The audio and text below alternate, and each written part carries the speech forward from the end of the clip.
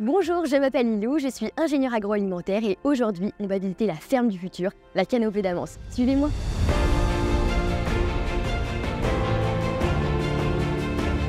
Bonjour Sylvain. Bonjour Lilou. Comment allez-vous? Ça va bien et vous? Oui, très bien, fraîchement, mais je suis ravie d'être ici. En arrivant, j'ai vu que l'exploitation agricole avait l'air d'être immense, donc j'ai hâte d'en apprendre un peu plus, et sur vous, et sur l'exploitation agricole. Alors tout d'abord, bienvenue donc à la ferme de la Grangeotte. Merci. Donc cette exploitation est située sur la commune de Amance, en Haute-Saône. Je suis la 6e génération d'exploitants agricoles. Nous sommes dans une zone d'élevage, plutôt laitier. Nous avons basculé sur la vache allaitante, avec une bonne partie donc en céréales. Et depuis quelques années, donc nous avons une production d'énergie renouvelable, donc méthanisation. Et depuis quelques années également, depuis 2 ans, donc l'agrivoltaïsme.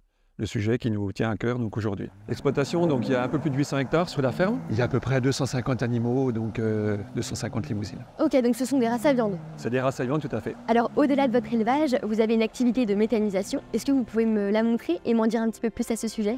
Avec plaisir.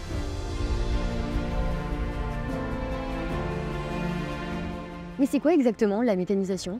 Alors c'est une production assez simple. C'est la transformation de matières organiques en un gaz, le méthane, qui est un produit donc énergétique, soit en utilisation réseau gaz ou qui peut faire fonctionner donc un moteur en cogénération pour produire de l'électricité. D'accord, donc quand vous dites matière organique, c'est vraiment tout type de matière organique. Alors ce qui nous concerne, donc, c'est une méthanisation agricole, donc on valorise nos effluents, nos cultures intermédiaires à vocation énergétique, des déchets de céréales, quelques coproduits agroalimentaires. D'accord, et ça vous sert à quoi au final? Alors ça apporte une résilience dans le système, parce que nos fumiers qui avant avaient une valeur pas forcément exceptionnelle, aujourd'hui sont transformés en engrais par la méthanisation. La chaleur des moteurs sert aujourd'hui donc à sécher du maïs, ou de la luzerne ou du foin. Toute cette production donc, de digesta fertilise nos champs.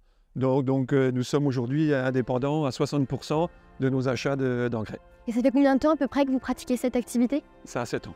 D'accord.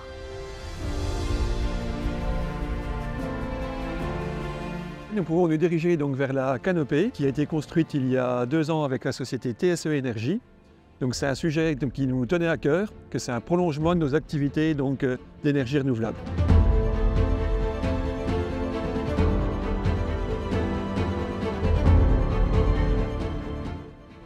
Bonjour Denis. Bonjour Denis. Bonjour. Moi, je fais de la recherche et du développement sur des ruptures technologiques, donc de l'innovation. D'accord. Donc, je dirige une équipe de 35 personnes à peu près, avec une pléiade d'ingénieurs dans tous les domaines. Donc, il y a des ingénieurs comme toi qui font de l'agronomie. Il y a des ingénieurs qui font des études de conception, du dimensionnement, des ingénieurs sur les parties électriques. On a aussi des ingénieurs aéronautiques pour calculer justement sur ces canopées comment elle va se comporter avec le vent. D'accord. De la modélisation et puis des thésards également qui travaillent pour nous sur de la recherche un peu plus avancée. C'est un produit qu'on a inventé nous-mêmes. On est parti d'une feuille blanche, on a déposé plusieurs brevets européens. Aujourd'hui, on en est à 6 sur cette canopée et donc on l'a mise en place en 3 ou 4 ans avant d'arriver ici.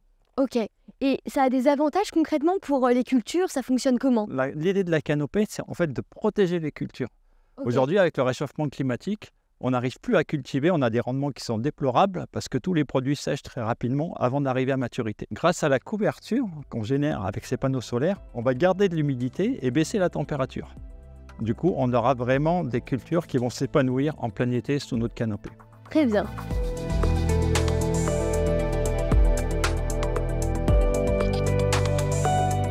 Et en parallèle, quand il pleut par exemple, on laisse passer la pluie, donc on oriente nos panneaux différemment de façon à ce que la pluie tombe complètement sur le terrain. La nuit notamment, pour éviter le gel printanier, ce qu'on va faire, c'est qu'on va venir couvrir de façon à ce qu'on puisse avoir des températures positives et éviter ce fameux gel printanier. Ok. Et pour une installation comme ça, il y a à peu près combien de panneaux? Alors ici, on a environ 5500 panneaux. On est sur 3 hectares et ces panneaux vont produire l'équivalent d'à peu près la consommation de 1500 personnes. Pratiquement 3 fois la consommation du village. C'est pas mal. Ça fonctionne comment du coup, un panneau photovoltaïque? Alors un panneau photovoltaïque, ça vient capter l'énergie lumineuse du solaire. Ça va faire bouger des électrons à l'intérieur de ce panneau qui vont nous générer de l'électricité qu'on appelle l'électricité en courant continu. Ok. Et ensuite, on va aller injecter cette énergie sur le réseau. C'est la première fois que je vois un tel dispositif aussi grand au-dessus d'un champ.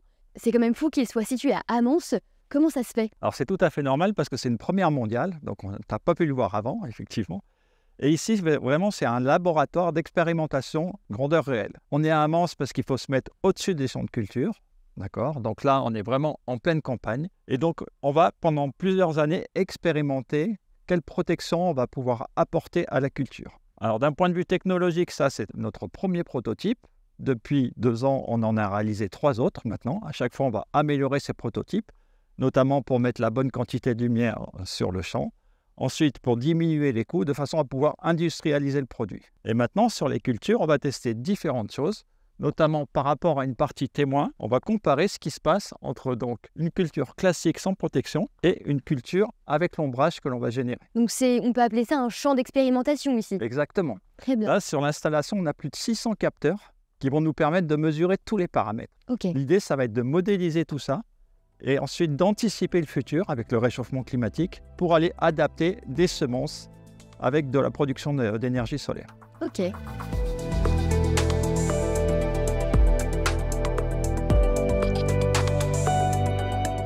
Mais donc c'est quoi concrètement les avantages pour l'agriculteur d'avoir des panneaux photovoltaïques? Ça lui permettra d'avoir un loyer pendant 40 ans. Et au niveau de son exploitation, ça lui permettra de passer les années très difficiles. Ok. Ensuite, au niveau de la culture, avec le réchauffement climatique, on va améliorer le rendement de sa production agricole.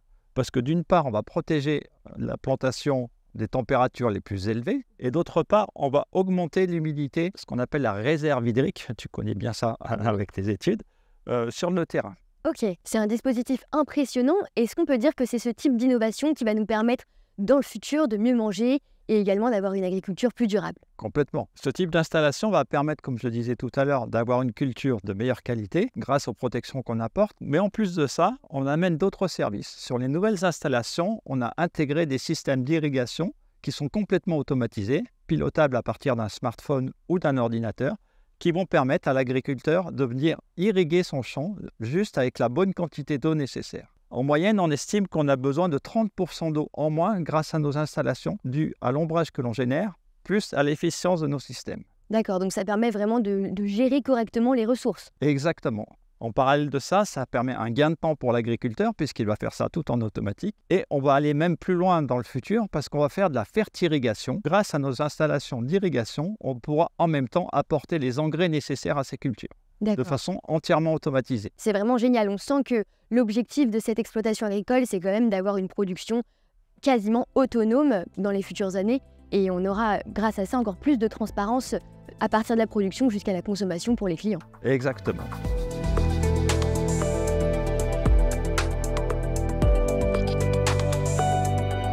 Est-ce que selon vous, ce type d'installation du futur va emmener de nouveaux métiers avec différentes compétences à acquérir?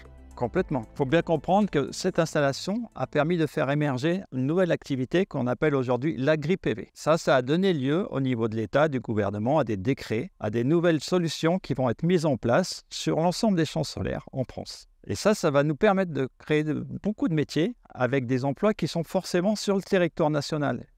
Pour la partie, on va dire, technologique et plus précisément sur les terrains ruraux avec les agriculteurs. Donc là, on a toute une quantité de métiers en fait importante qui va être générée. Donc aussi bien, comme je l'ai dit tout à l'heure, avec tous les ingénieurs qui vont calculer la partie structure, ceux qui vont calculer la performance énergétique du système qu'on met en place, et tous ceux qui vont être tournés plus sur l'agriculture, qui vont nous permettre d'avoir plus de résilience dans les cultures à l'avenir, malgré ce réchauffement climatique. Très bien, donc dans les prochaines années, on aura véritablement un mélange entre l'agriculture et les technologies. Complètement.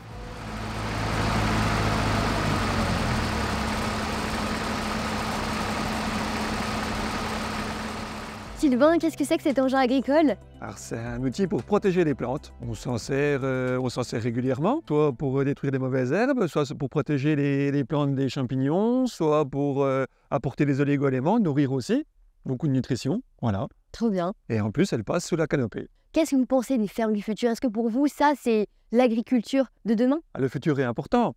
Nous avons des enfants, nous souhaitons qu'ils continuent. Nous souhaitons continuer de produire aujourd'hui de l'énergie et continuer de produire l'alimentation humaine. En tant qu'agriculteur, pour vous, l'agri-photovoltaïsme, qu'est-ce que ça vous apporte concrètement? C'était déjà un challenge, parce que c'était quelque chose qui n'était pas très développé donc, en France, oui. Surtout dans ce modèle-là, avec le passage de véhicules sans encombre dessous, quoi. Comment est-ce que vous voyez votre exploitation agricole du futur avec des drones, des automatismes encore plus performants. Est-ce que vous avez des idées et ou des envies? Ah, tout à fait. Il y a eu beaucoup de discussions donc, avec TSE sur ce sujet-là. La preuve, le deuxième qui a été inauguré donc, à Brouchy est muni donc, d'irrigation. Ce n'est pas notre cas ici.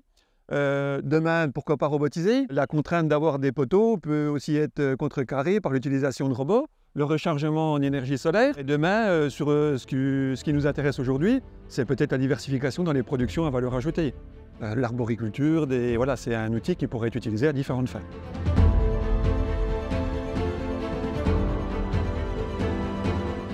Grâce à toutes ces innovations, les agriculteurs pourront mieux produire et ainsi mieux nous nourrir. Si comme moi, vous souhaitez travailler dans l'agroalimentaire et l'alimentation, n'hésitez pas, il y a plein d'opportunités pour se former à ces métiers du futur.